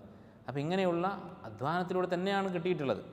എന്നിട്ടും അള്ളാഹു അത് എടുത്ത് പറയുന്നു, വവജദക ആയിലൻ ഫാഗ്ന, അള്ളാഹുവാണ് തന്നത്. അതുപോലെയാണ് നമ്മുടെയൊക്കെ അവസ്ഥ.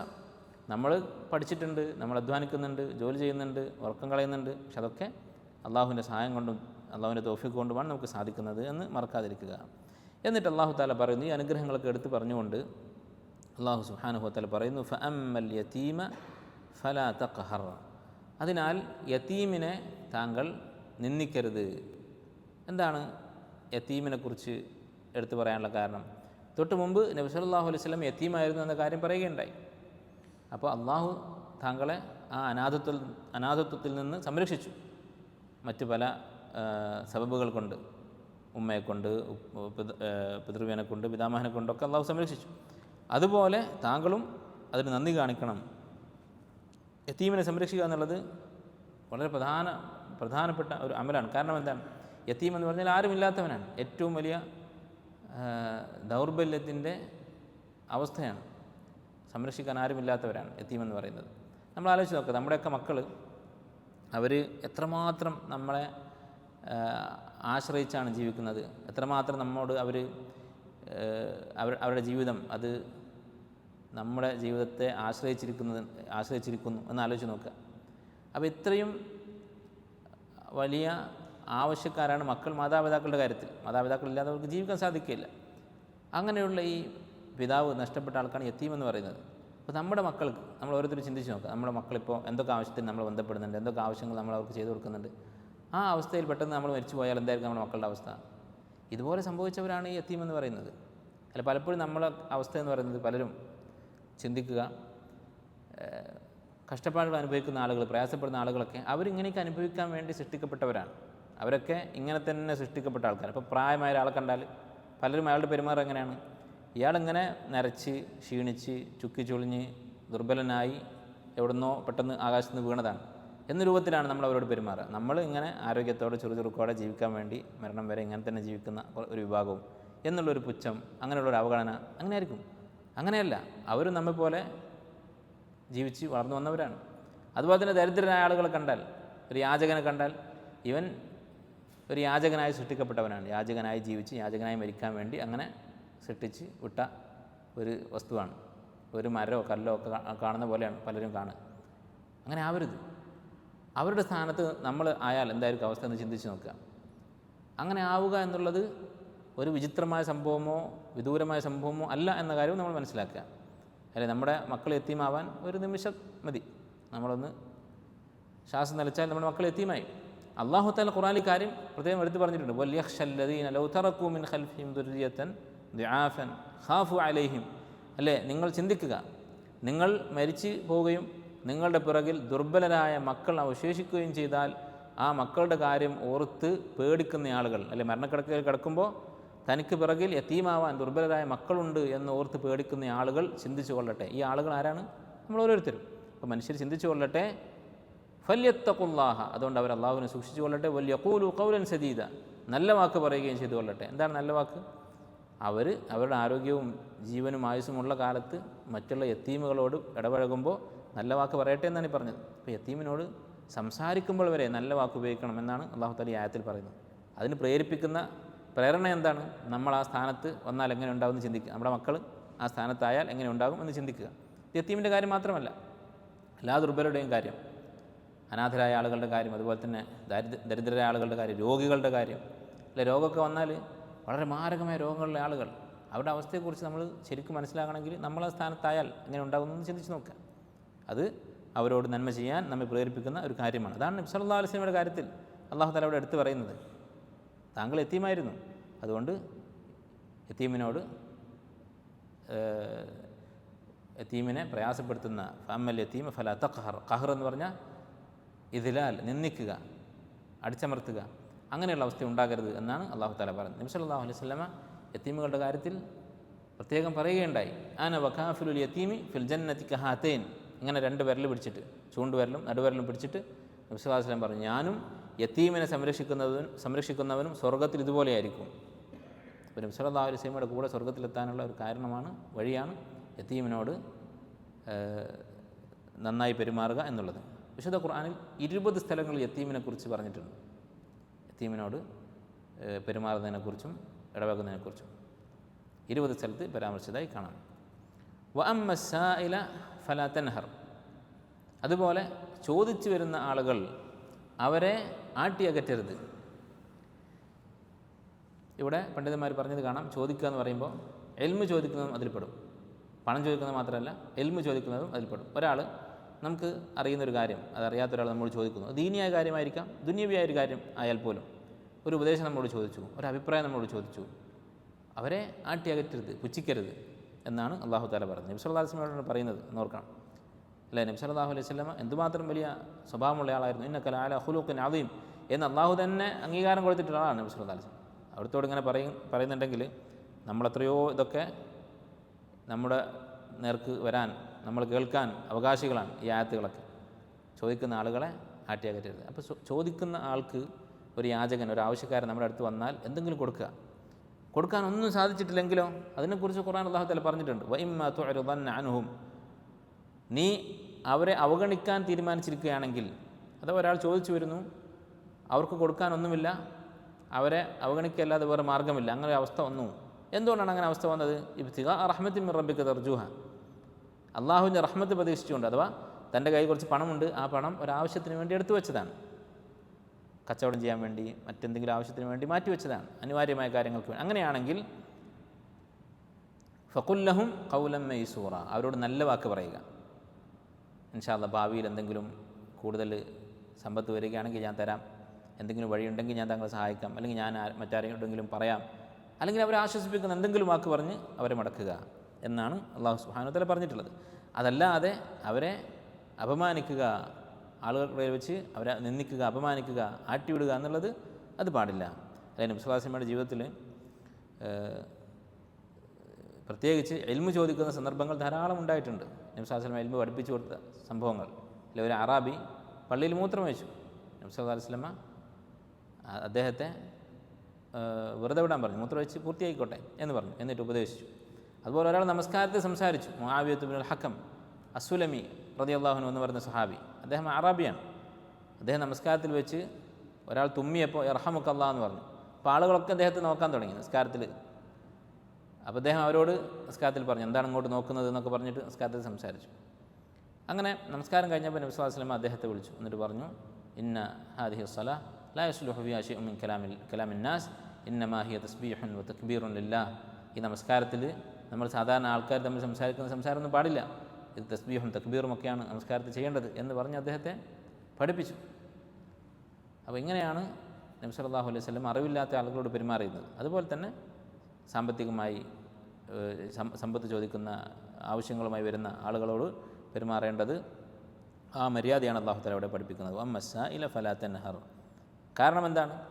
താങ്കൾ വവജദക ആയിലൻ ഫഅഗ്ന, ദരിദ്രനായിട്ട് അല്ലാഹു തആല സമ്പത്ത് നൽകിയവനാണ്. നമ്മൾ ഓരോരുത്തരും അങ്ങനെ തന്നെയാണ്. അല്ലാഹു തആല വിചാരിച്ചതുകൊണ്ട്, അവൻ വിധിച്ചതുകൊണ്ട് മാത്രമാണ് നമ്മുടെ കയ്യിൽ എന്താണോ ഉള്ളത് അതുണ്ടായത്. അതുകൊണ്ട് ആവശ്യക്കാരായ ആളുകൾ, ചോദിക്കുന്ന ആളുകൾ, അവരെ ആക്ഷേപിക്കാതെ, ആട്ടിയകറ്റാതെ മാന്യമായ വാക്കുകൾ പറയുക. ഈ ആയത്തൊക്കെ അവതരിക്കുന്നത് എവിടെയാണ്, ഏത് കാലത്താണ്, ഏത് സമൂഹത്തിലാണെന്ന് ഓർത്ത് നോക്കണം. മക്കയിൽ ജാഹിലിയത്തിലാണ് ഈ ആയത്തുകൾ അവതരിക്കുന്നത്. ജാഹിലിയ കാലത്ത് അറബികളുടെ പ്രത്യേകത എന്താണ്? അവർ പരസ്പരം സഹായിക്കുക എന്നുള്ളത്, അല്ലെങ്കിൽ പല സൽസ്വഭാവങ്ങളെയും ഒരു ആക്ഷേപമായിട്ടാണ് കണ്ടിരുന്നത്, മോശമായിട്ടാണ് കണ്ടിരുന്നത്. ഒരു ജാഹിലിയ കവി പറഞ്ഞിട്ടുണ്ട്, ഖബീലത്തുൻ ലാ യഖ്ഫിറൂന ബിദിമ്മത്തിൻ, ഖബീലത്തുൻ ലാ യഖ്ഫിറൂന ബിദിമ്മത്തിൻ വലാ യദ്ലിമൂന അന്നാസ ഹബ്ബത ഖർദലി. ഒരു കബീല മറ്റൊരു കബീലയെക്കുറിച്ച് അദ്ദേഹം പറയാണ്, ഒരു കബീലക്കാരൻ മറ്റൊരു കബീലക്കാരെ കുറിച്ച് പറയുകയാണ്, ഇന്ന കബീല ലാ യഖ്ഫിറൂന ബിദിമ്മത്തിൻ, അവർ വിശ്വാസവഞ്ചന കാണിക്കുകയില്ല, വലാ യദ്ലിമൂന അന്നാസ്, അവർ ആളുകളോട് ദുൽമ ചെയ്യുകയില്ല, ഹബ്ബത ഖർദലിൻ, ഒരു കടുകുമണിയുടെ അത്ര പോലും ദുൽമ ചെയ്യുകയില്ല. ഈ പറഞ്ഞ ബൈത്ത്, ഈ വരി പരിഹസിച്ചുകൊണ്ട് പറഞ്ഞതാണ്. അതായത് ആളുകളെ വഞ്ചിക്കാതെ ദുൽമ ചെയ്യാതെ നടക്കുന്നവരാണവർ എന്നത് അവരുടെ ഒരു കുറവായിട്ട് പറഞ്ഞതാണ്. അങ്ങനെയുള്ള കാലത്താണ് നബി സല്ലല്ലാഹു അലൈഹി വസല്ലമ ഈ ആയത്തുകൾ ഓതി കൊടുക്കുന്നത്, അവരെ പഠിപ്പിക്കുന്നത് എന്ന് ഓർത്ത് നോക്കണം. അപ്പോൾ വിശുദ്ധ ഖുർആൻ അള്ളാഹുവിൻ്റെ കലാമാണെന്നതിന് വലിയൊരു തെളിവാണിത്. കാരണം ജാഹിലിയത്തിൽ പറയാൻ പറ്റാത്ത കാര്യങ്ങളായിരുന്നു, അവർ ഉൾക്കൊള്ളാത്ത കാര്യങ്ങളായിരുന്നു ഇങ്ങനെയുള്ള കാര്യങ്ങളൊക്കെ. ഒരാൾ യത്തീമായാൽ ആ യത്തീമിൻ്റെ സമ്പത്ത് മൊത്തം അവർ എടുക്കും. അതുപോലെ തന്നെ ഭർത്താക്കന്മാർ മരിച്ചാൽ ഭാര്യമാരെ അവരടിമകളെപ്പോലെ വീതിച്ചെടുക്കും. അങ്ങനെയുള്ള കാലത്താണ് അള്ളാഹു സുബ്ഹാനഹു വ തആല ഈ മര്യാദകളൊക്കെ അവരെ പഠിപ്പിക്കുന്നത്. അല്ലെ, വഞ്ചിക്കുക, പറ്റിക്കുക, മറ്റുള്ളവരെ ദുൽമ ചെയ്യുക എന്നുള്ളതൊരു അഭിമാനമേ കണ്ടിരുന്ന ആളുകളോടാണ് ഒരാൾ ആവശ്യവുമായി വന്നാൽ അയാളോട് ഒരു മോശമായ വാക്കുപോലും പറയരുത് എന്ന് അള്ളാഹു സുബ്ഹാനഹു വ തആല ഇവിടെ പഠിപ്പിക്കുന്നത്. വഅമ്മാ ബിനിഅ്മതി റബ്ബിക ഫഹദ്ദിസ്, അല്ലെ, അറിയപ്പെട്ട ഒരു സംഭവം സീറയിൽ കാണാം. അബൂജഹൽ ഒരാൾക്ക് പണം കൊടുക്കാനുണ്ടാകും. യമനിൽ നിന്ന് മക്കയിൽ വന്ന് എന്തോ കച്ചവടം നടത്തിയിട്ടുള്ള ഒരാളാണ്, വിദേശിയാണ്, ദുർബലനാണ്. അബൂജഹൽ ഖുറൈശിയാണ്, ശക്തനാണ്, സമ്പന്നനാണ്. അപ്പോൾ ഇയാളുടെ വലിയൊരു തുക അബൂജഹൽ പിടിച്ചു വെച്ചിട്ടുണ്ടാകും. അങ്ങനെ ഈ വ്യക്തി കുറേ ശ്രമിക്കും, അത് കിട്ടില്ല. അവസാനം ആളുകൾ, ഖുറൈശികളായ മുശ്രിക്കുകൾ ഈ യമനിയായ ദുർബലനോട് പറയും, നീ പോയിട്ട് മുഹമ്മദിനോട് പറഞ്ഞാൽ മതി, മുഹമ്മദ് വിചാരിച്ചാൽ നടക്കും എന്ന് പറയും. പരിഹസിക്കുകയാണ്, ഒരു തമാശയാക്കാൻ വേണ്ടി. അങ്ങനെ ഇദ്ദേഹം വന്ന് നബി സല്ലല്ലാഹു അലൈഹി വസല്ലമയുടെ അടുക്കൽ പരാതി പറയും, അത് വിശ്വസിച്ചിട്ട്. നബി സല്ലല്ലാഹു അലൈഹി വസല്ലം അദ്ദേഹത്തിൻ്റെ കൂടെ പോവും. നബി സല്ലല്ലാഹു അലൈഹി വസല്ലമക്ക് അറിയാം, അല്ലെ, സാധാരണ ഒരു പ്രമാണി വിചാരിച്ചാൽ പോലും അബൂജഹലിൻ്റെ സ്വന്തം കൂട്ടുകാർ ശുപാർശ പറഞ്ഞാൽ പോലും ആ സമ്പത്ത് കിട്ടാൻ പോകുന്നില്ല. കാരണം അവരുടെ രീതി അങ്ങനെയാണ്. അവിടേക്കാണ് ശത്രുവായ ഒറ്റപ്പെട്ട മക്കയിലെ മുശ്രിക്കുകൾ പീഡിപ്പിക്കുന്ന മുഹമ്മദ് നബി സല്ലല്ലാഹു അലൈഹി വസല്ലം പോയി ശുപാർശ പറഞ്ഞത്. പക്ഷേ നബി സല്ലല്ലാഹു അലൈഹി വസല്ലം അവിടെ പോയി ശുപാർശ പറയുകയാണ് ചെയ്തത്. തൻ്റെ ശുപാർശ തള്ളപ്പെടുമെന്ന് 100% ഉറപ്പാണ്. പക്ഷേ അവിടെ പോയി സംസാരിച്ചപ്പോൾ അബൂജഹൽ ആ തുക കൊടുക്കുകയും ചെയ്തു. അല്ലാഹു തആല അയാളുടെ മനസ്സിൽ പേടി ഇട്ട് കൊടുത്തിട്ടുണ്ടാവും. അപ്പോൾ അങ്ങനെയുള്ള ഒരു കാലത്താണ്, അങ്ങനെ വഞ്ചകന്മാരായ അക്രമികളായ ആളുകളുടെ ഇടയിലാണ് നബി സല്ലല്ലാഹു അലൈഹി വസല്ലം ഈ അഖ്ലാഖൊക്കെ പഠിപ്പിക്കുന്നത്. അപ്പോൾ നമുക്ക് ഒരു മാതൃകയാണിത്, അല്ലെ. നമ്മൾ ജീവിക്കുന്ന നാടും ചുറ്റുപാടൊക്കെ എത്ര മോശമാണെങ്കിലും, എത്ര പ്രതികൂലമായ സാഹചര്യമാണെങ്കിലും, എത്ര സ്വഭാവവും സംസ്കാരവും ഇല്ലാത്ത ആളുകളുടെ ഇടയിലാണെങ്കിലും ഒരു മുസ്ലിം അവൻ്റെ വ്യക്തിത്വവും അവൻ്റെ അഖ്ലാഖും അവൻ്റെ മാന്യതയും ഉയർത്തിപ്പിടിച്ച് ജീവിക്കാൻ തീരുമാനിച്ചാൽ അത് സാധിക്കും എന്നതിൻ്റെ തെളിവുകളാണ് ഈ ആയത്തുകളെല്ലാം, ഈ അദബുകളെല്ലാം. ഈ ഉന്നതമായ സംസ്കാരം അല്ലാഹു തആല പഠിപ്പിച്ചത് മക്കയിലെ മുശ്രിക്കുകളുടെ ഇടയിലുള്ള മുഅ്മിനീങ്ങൾക്കാണ്. വഅമ്മാ ബിനിഅ്മതി റബ്ബിക ഫഹദ്ദിസ്, അള്ളാഹുവിൻ്റെ നിഅ്മത്തിനെക്കുറിച്ച് താങ്കൾ പറയുകയും ചെയ്യുക. അപ്പോൾ അല്ലാഹു തആല നമുക്കൊരു നിഅ്മത്ത് തന്നാൽ അത് പരസ്യപ്പെടുത്തുന്നത് അള്ളാഹു ഇഷ്ടപ്പെടുന്ന കാര്യമാണ്. ഇന്നല്ലാഹ യുഹിബ്ബു അൻ യുറ അസറ നിഅ്മതിഹി അലാ അബ്ദിഹി, ഇന്നല്ലാഹ യുഹിബ്ബു അൻ യുറ അസറു നിഅ്മതിഹി അലാ അബ്ദിഹി. തൻ്റെ അടിമക്ക് അള്ളാഹു അനുഗ്രഹം ചെയ്താൽ അത് അവനിൽ കാണുന്നത് അള്ളാഹു ഇഷ്ടപ്പെടുന്നു. അല്ല, ഒരാൾക്ക് സമ്പത്തുണ്ട്, അപ്പോൾ ആ സമ്പത്തിനനുസരിച്ച് അയാൾ ജീവിക്കുക, അത് ചെലവഴിച്ചുകൊണ്ട് ആ നിഅ്മത്ത് കിട്ടിയത് ബാഹ്യമായി കാണുന്ന രൂപത്തിൽ തന്നെ ജീവിക്കുക. നല്ല വസ്ത്രവും നല്ല ഭക്ഷണവും നല്ല വിഭവങ്ങളും ഉപയോഗിക്കുന്നത് അള്ളാഹു ഇഷ്ടപ്പെടുന്നു. അതുപോലെ അത് പറയുന്നത് അള്ളാഹു ഇഷ്ടപ്പെടുന്നു. അത് അഹങ്കാരം കൊണ്ടാവരുത് പറയുന്നത്, അഹങ്കാരം പ്രകടിപ്പിച്ചുകൊണ്ടാവരുത് പറയുന്നത്. ഞാനുണ്ടാക്കി എന്ന് പറഞ്ഞുകൊണ്ടാവരുത്. അള്ളാഹുവിന് നിഅ്മത്തായിക്കൊണ്ട് എനിക്ക് ഇന്നതൊക്കെ കിട്ടിയിട്ടുണ്ട് എന്ന് പറയുന്നത് അള്ളാഹു ഇഷ്ടപ്പെടുന്ന കാര്യമാണ്. പക്ഷേ പണ്ഡിതന്മാർ പറഞ്ഞൊരു കാര്യം, സൂചിപ്പിച്ചൊരു കാര്യം, അത് പറയുന്നത് ആരോടായിരിക്കണം? നമ്മെ ഇഷ്ടപ്പെടുന്ന ആളുകളോടായിരിക്കണം പറയുന്നത്, നമ്മുടെ ആത്മാർത്ഥമായ ഇഷ്ടമുള്ള ആളുകളോടായിരിക്കണം പറയുന്നത്. അല്ലെങ്കിൽ എന്ത് സംഭവിക്കും? അസൂയ, കണ്ണേറ്, ഇങ്ങനെയുള്ള കാര്യങ്ങളുണ്ടാകും. അല്ലെ, യൂസുഫ് നബി അലൈഹി ഇസ്ലാമിൻ്റെ കഥ നമുക്കറിയാം. യൂസുഫ് നബി അലൈഹി ഇസ്ലാം സ്വപ്നം കണ്ടു, സൂര്യനും ചന്ദ്രനും ഒക്കെ സുജൂദ് ചെയ്യുന്നത്, അദ്ദേഹത്തിനെ അഭിവാദ്യം ചെയ്യുന്നത്. അത് യാക്കൂബ് അലൈഹി ഇസ്ലാമിനോട്, സ്വന്തം ഉപ്പയോട് പറഞ്ഞപ്പോൾ അദ്ദേഹം പറഞ്ഞത് എന്താണ്? യാ ബുനയ്യ ലാ തഖ്സുസ് റുയാക അലാ ഇഖ്വതിക്, നിൻ്റെ സഹോദരങ്ങളോട് ഈ കഥ പറയണ്ട. അപ്പോൾ സ്വന്തം സഹോദരനായിട്ടും കാര്യമില്ല, നമ്മോട് ഇഷ്ടം വേണം. നമ്മോട് ഇഷ്ടമുണ്ടെങ്കിൽ പിന്നെ അസൂയ ഉണ്ടാവില്ല. ഇഷ്ടമുള്ളത് ചിലപ്പോൾ സ്വന്തം സഹോദരനായിരിക്കില്ല, ഇഷ്ടമുള്ളത് ചിലപ്പോൾ നമ്മുടെ സുഹൃത്തുക്കൾക്കായിരിക്കും, അവരോട് പറയാം. നേരെ മറിച്ച് നമ്മുടെ അസൂയ തോന്നാൻ സാധ്യതയുണ്ട് എന്ന് തോന്നുന്ന ആളുകളോട് പറയരുത്. അപ്പോൾ അള്ളാഹുവിൻ്റെ നിഅ്മത്ത് അതെടുത്ത് പറയുക, അത് അള്ളാഹുവിന് ഇഷ്ടമുള്ള കാര്യമാണ്. ആ നിഅ്മത്തുകൾ ഏറ്റവും പ്രധാനം എന്താണ്? അള്ളാഹു തആല നമുക്ക് ഹിദായത്ത് നൽകി നമ്മൾ മുസ്ലിമാക്കി എന്നുള്ളതാണ്. അതുപോലെ അള്ളാഹു തആല നമുക്ക് നബി സല്ലല്ലാഹു അലൈഹി വസല്ലമയുടെ സുന്നത്തിനോട് സ്നേഹമുണ്ടാക്കി, അത് പഠിക്കാനുള്ള താല്പര്യമുണ്ടാക്കി. അതുപോലെ വിശുദ്ധ ഖുർആൻ അള്ളാഹു അവതരിപ്പിച്ചു, അത് പഠിക്കാൻ നമുക്ക് തൗഫീഖ് നൽകി. ഇതൊക്കെയാണ് ഏറ്റവും വലിയ നിഅ്മത്തുകൾ. അത് എടുത്തു പറയുക എന്നുള്ളത് സഹാബത്ത് ചെയ്തിരുന്ന കാര്യമാണ്. അവർ ഒരുമിച്ച് ഇരുന്നാൽ ജാഹിലിയ കാലത്തെ സംഭവങ്ങൾ അവർ പറയുമായിരുന്നു. അഥവാ ഇത്രയും വലിയ ജാഹിലിയത്തിലായിരുന്നു ഉണ്ടായിരുന്നത്, ഇത്രയും വലിയ ളലാലത്തിലായിരുന്നു. അള്ളാഹു ഇതാ നമ്മെ രക്ഷിച്ചു, അള്ളാഹു നമുക്ക് ഹിദായത്ത് നൽകി എന്ന കാര്യം അവർ എടുത്തു പറയാറുണ്ടായിരുന്നു. ഈ സൂറത്തിൻ്റെ ആശയം ഇതാണ്. നബി സല്ലല്ലാഹു അലൈഹി വസല്ലമക്ക് വഹി നിലച്ച ഈ ദിവസങ്ങൾ, അത് ആ ദിവസം ഏതാനും ദിവസം വഹി നിലച്ചപ്പോൾ ഉണ്ടായ വിഷമം, ആ വിഷമം നീക്കാൻ വേണ്ടി അള്ളാഹു ആശ്വസിപ്പിക്കുകയാണ്. ആശ്വസിപ്പിക്കുന്നത് എന്ത് പറഞ്ഞിട്ടാണ്? അദ്ദേഹത്തിന് ഭാവിയിൽ വരാനിരിക്കുന്ന ആഖിറത്തിൽ അള്ളാഹു നൽകാനിരിക്കുന്ന വലിയ പ്രതിഫലത്തെക്കുറിച്ചും അതുപോലെ തന്നെ മുമ്പ് അള്ളാഹു തആല നൽകിയിട്ടുള്ള അനുഗ്രഹങ്ങളെക്കുറിച്ചും. അള്ളാഹു അഭയം നൽകി, അള്ളാഹു വഹി നൽകി, ഇങ്ങനെ മുമ്പും ശേഷവും വന്നതും വരാനിരിക്കുന്നതുമായ നന്മകളെ കുറിച്ച് എടുത്തു പറഞ്ഞുകൊണ്ട് നബി സല്ലല്ലാഹു അലൈഹി വസല്ലമയെ ആശ്വസിപ്പിക്കുന്ന സൂറത്താണ്. ആ ഓരോ ആയത്തുകളിലും അള്ളാഹു തആല നബിയെ ആശ്വസിപ്പിക്കുന്ന ഓരോ ആയത്തുകളിലും നമുക്ക് മനസ്സിലാക്കാനുള്ള ആശയങ്ങളെക്കുറിച്ചാണ് വിശദീകരിച്ചത്. അള്ളാഹു സുബ്ഹാനഹു വ തആല ഈ പറയുന്ന വിശേഷണങ്ങൾ, നബി സല്ലല്ലാഹു അലൈഹി വസല്ലമയോട് അള്ളാഹു കൽപ്പിച്ചിട്ടുള്ള ഈ ഉന്നതമായ സ്വഭാവ ഗുണങ്ങൾ, അതൊക്കെ നമ്മുടെ ജീവിതത്തിലും പകർത്താൻ നമുക്ക് തൗഫീഖ് നൽകി അനുഗ്രഹിക്കുമാറാകട്ടെ. സുബ്ഹാനകല്ലാഹു വബിഹംദിക അഷ്ഹദു അൻ ലാ ഇലാഹ ഇല്ലാ അൻത അസ്തഗ്ഫിറുക വ അത്തൂബു ഇലൈക്. ഏത് ഇത് സുഹദ് എന്ന് പറഞ്ഞാൽ എന്താണ്? വാക്കിൻ്റെ അർത്ഥം ഒരു കാര്യത്തോട് താല്പര്യമില്ല, അതാണ്. ഫശറൗഹു ബിഥമനിൻ ബഖ്സിൻ, യൂസുഫ് നബി അലൈഹി സ്വലാമിനെ കിണറ്റിൽ നിന്ന് എടുത്തിട്ട് വിറ്റ് കളഞ്ഞു. കിണറ്റിൽ നിന്ന് കിട്ടിയ ആളുകൾ മറിച്ച് വിറ്റു. ബിഥമനിൻ ബഖ്സ്, നിസ്സാര വിലക്ക്, ദറാഹിം, ഏതാനും ദിർഹമിന്. വകാനു ഫീഹി മിന അസ്സാഹിദീൻ, അവർ അദ്ദേഹത്തോട് സുഹദുള്ളവരായിരുന്നു. എന്ന് പറഞ്ഞാൽ യൂസുഫ് നബിയോട് പ്രത്യേകിച്ച് താല്പര്യമൊന്നുമില്ല. ഈ കിണറ്റിൽ നിന്നൊരു കുട്ടിയെ കിട്ടി ചില്ലറ പൈസക്ക് വിറ്റ് കളഞ്ഞു. അതാണ് സുഹദ് എന്ന് പറയുന്നത്. ഒരു കാര്യത്തോട് നമുക്ക് ഒരു താല്പര്യമില്ല. അപ്പോൾ താല്പര്യമില്ലാതിരിക്കുക എന്നുള്ളതാണ് സുഹദ് എന്നുള്ള വാക്കിൻ്റെ അർത്ഥം. ഫുലാനുൻ ജാഹിദുൻ ഫിൽ മനാസിബ് എന്ന് പറയും. ഇന്ന വ്യക്തി, അയാൾക്ക് അധികാരത്തോട് താല്പര്യമില്ല, അധികാരത്തോട് സുഹദാണ്. അപ്പോൾ ഇതിനാണ് സുഹദ് എന്ന് ഭാഷയിൽ പറയുന്നത്.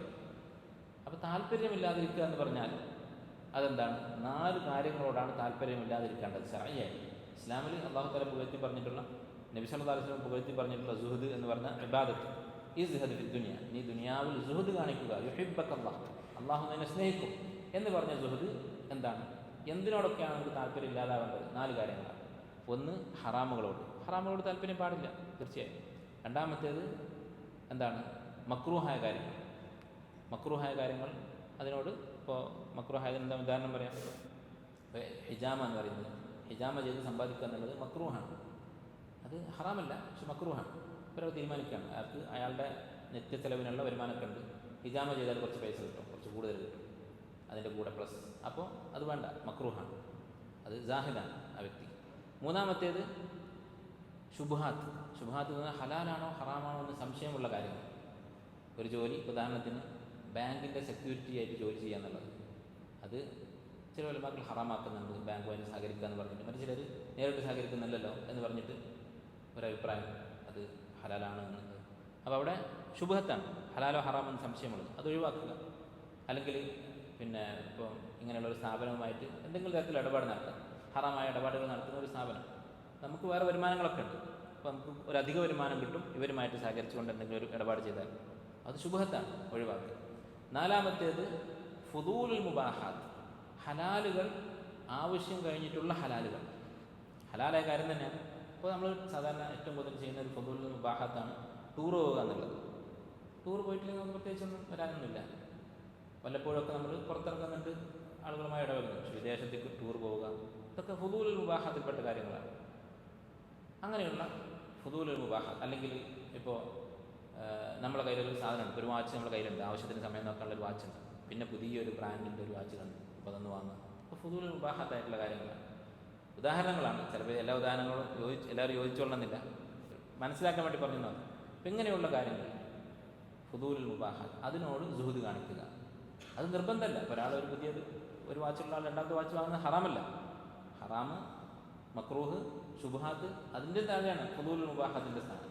ടൂർ പോകുന്നത് ഹറാമല്ല, അത് മക്രൂഹുമല്ല, മുബാഹാണ്, പക്ഷേ ഫുദൂലുൽ മുബാഹാണ്, അതില്ലെങ്കിൽ പ്രത്യേകിച്ച് നഷ്ടമൊന്നുമില്ല. ഈ 4 കാര്യങ്ങളോടും സുഹദ് കാണിക്കുക എന്നുള്ളതാണ് ഇസ്ലാമികമായ സുഹദ് എന്ന് പറയുന്നത്. ഈ സുഹദ് കാണിക്കുക എന്നുള്ളത് വാജിബാണോ? അല്ല. ആ സുഹദിൻ്റെ ഒന്നാമത്തെ ഭാഗം ഹറാമുകൾ ഉപേക്ഷിക്കുക, അത് മാത്രമാണ് വാജിബായിട്ടുള്ളത്.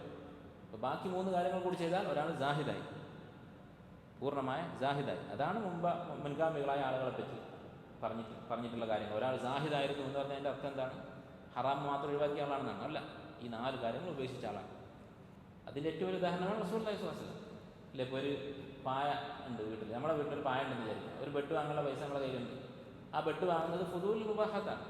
ഈ പായൽ കിടന്നാൽ ഉറങ്ങാനും ബുദ്ധിമുട്ടില്ലെങ്കിൽ ആ പായയുടെ ബുദ്ധിമുട്ടൊക്കെ സഹിച്ച് അത് നമ്മുടെ പുറത്ത് അടയാളം ഉണ്ടാക്കും. അതൊക്കെ സഹിച്ചിട്ട് അതിൽ ഉറങ്ങിയാൽ അവൻ ജാഹിദാണ്. അവന് ഗുലൂവിൻ്റെ ആളാണെന്ന് പറയാൻ പറ്റുമോ? അങ്ങനെ പറഞ്ഞാൽ നബി സല്ലല്ലാഹു അലൈഹി വസല്ലം ഗുലൂവിൻ്റെ ആളായിരിക്കും അല്ല. ഇതാണ് സുഹൃദ് എന്ന് പറയുന്നത്.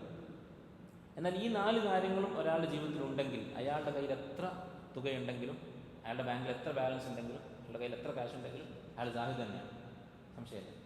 അപ്പോൾ പണം ഉണ്ടാവുക എന്നുള്ളതല്ല സുഹൃദിൻ്റെ മാനദണ്ഡം.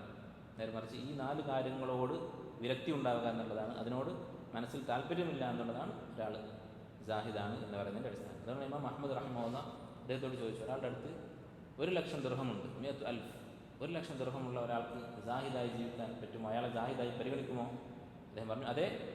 എന്താണ് ഷർത്ത്?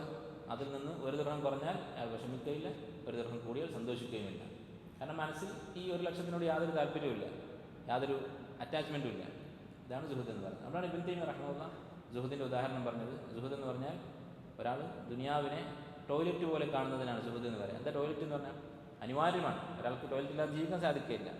പക്ഷെ ആവശ്യം കഴിഞ്ഞാൽ അതിൻ്റെ ഉള്ളിൽ ഇരിക്കില്ല. അല്ലെങ്കിൽ പുറത്തിറങ്ങിയാൽ പിന്നെ ടോയ്ലറ്റിനെ കുറിച്ച് ഞാൻ ചിന്തിച്ച് എപ്പോഴാണ് ടോയ്ലറ്റ് പോകാമെന്ന് ആലോചിച്ചിരിക്കില്ല. അതിൻ്റെ ആവശ്യം വരുമ്പോൾ മാത്രം ഉപയോഗിക്കും. ഇതായിരിക്കണം ഒരു മുഅ്മിൻ്റെ നിലപാട്. ഇതാണ് സുഹൃദ് എന്ന് പറയുന്നത് എന്നാണ് ഇബ്നു തൈമിയ്യ റഹിമഹുല്ലാ പറഞ്ഞത്.